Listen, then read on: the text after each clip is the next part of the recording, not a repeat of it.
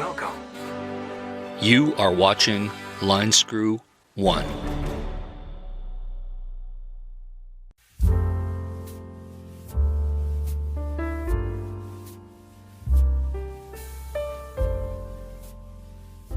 Well, hello tubers, hope you're doing well wherever you are in this crazy YouTube universe.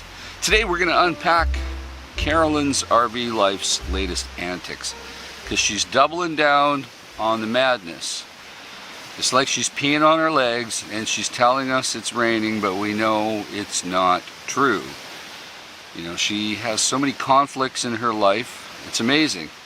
You know, I live a very similar but more affluent lifestyle than she does, but I have very little drama. Year after year, it's all low-key, it's all sensible, prudent, conservative decision making, and while life is not perfect, it works out just fine for me. You don't see me complaining day after day about how other people don't understand me.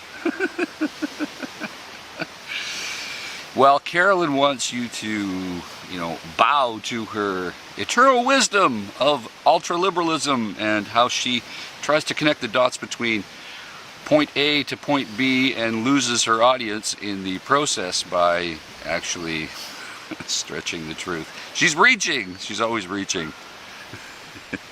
Well, I watch her so that you don't have to. So let's go through the points here. The background is that she was camped somewhere, I believe in Nevada, and somebody pulled next to her and they were a little too close. I've warned you before, if you park close to her, you are in great danger. So the first mistake this person made was that they parked a little too close to her and made her very angry that they didn't know who she was. I'm surprised she didn't run out and say, "Do you know who I am?" Well, she used a whole lot of passive aggressiveness.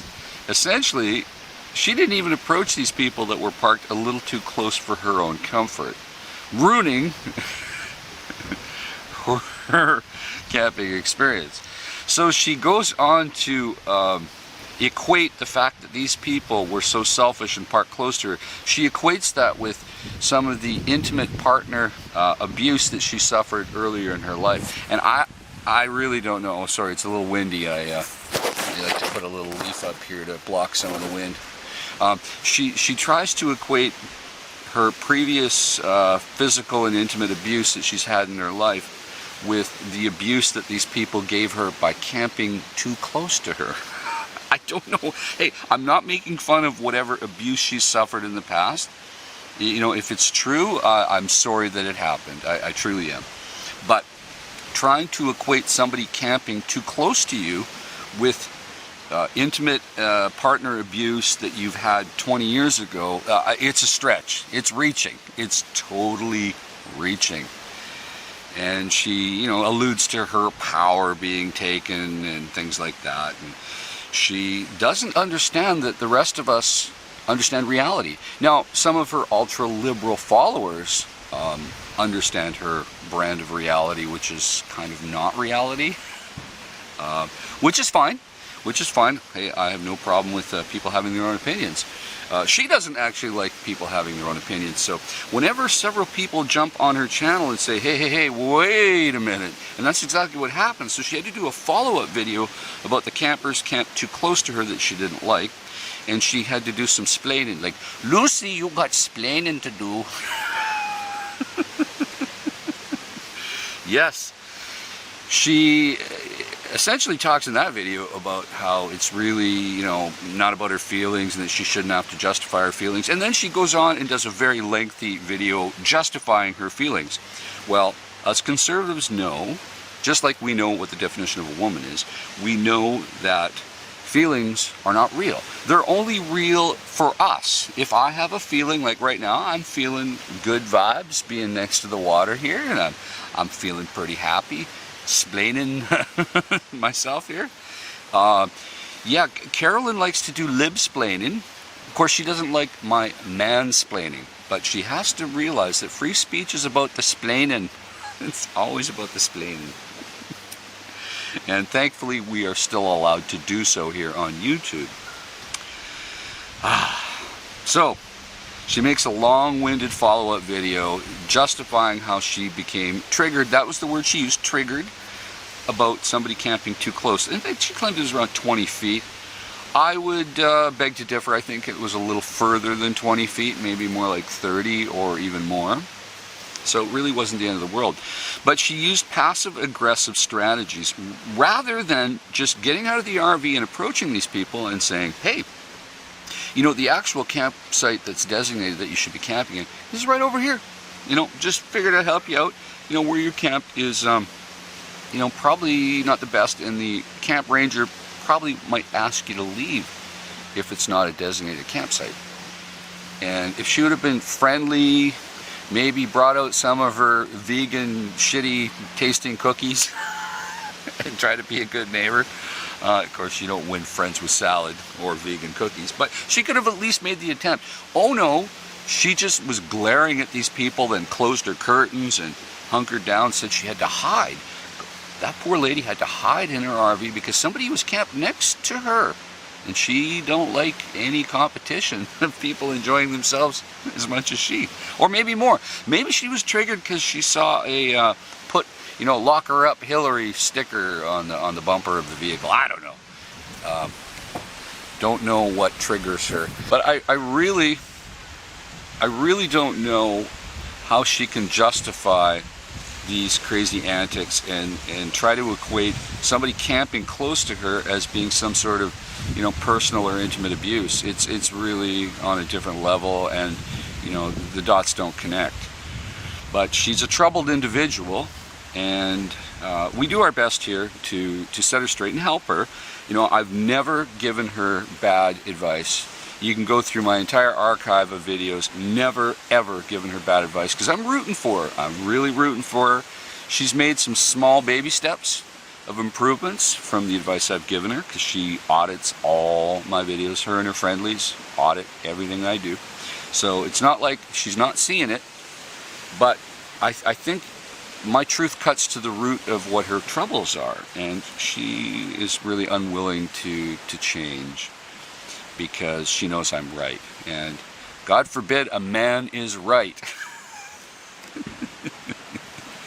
Yeah, that would just, it'd be horrible. It just rocks her world.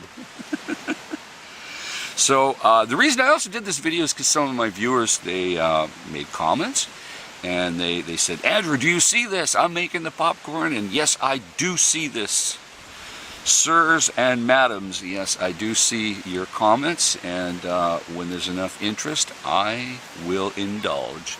And I'm indulging you today with my actual commentary. Oh, Lordy.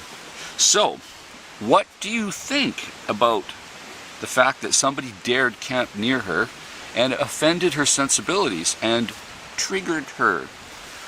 I don't think that it really warranted her video or even mentioning it.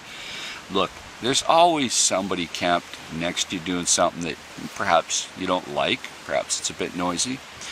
But it's like getting a job or dating attractive women. I learned as a young man, if you find a beautiful young lady, you know, when I was a young man, you see a young lady, you're not going to get to date that person unless you get off your butt and ask them out. If you don't ask somebody out, you don't get the date. Just like you don't get a job unless you interview and ask for the job.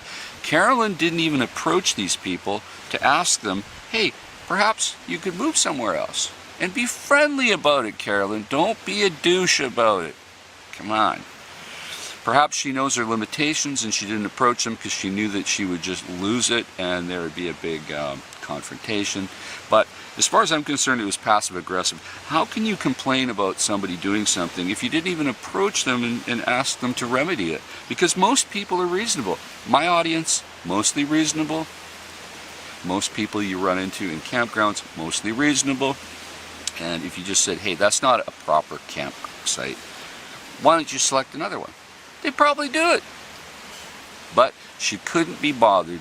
She's just always looking for drama content, and she's feeding the drama because things have been tough for her because she's not getting the views that she used to. So I don't really know any other way that she can resurrect her channel except by manipulating you and thinking that you're stupid and playing the drama card. That's what she did. That's what she's doing. There's always a lurking person, a creepy person, a bad person who didn't fix her RV correctly. It's always a bad man somewhere or a bad situation. It's drama lurking around every corner, and I'm going to just stick my neck out and predict more drama, because that's what she likes, that's what she attracts, that's what she wants. Or at least so I see, because look, I know how this YouTube thing works. I got, what, 12, 13, 14 million views. I don't even know on this channel. But people like drama.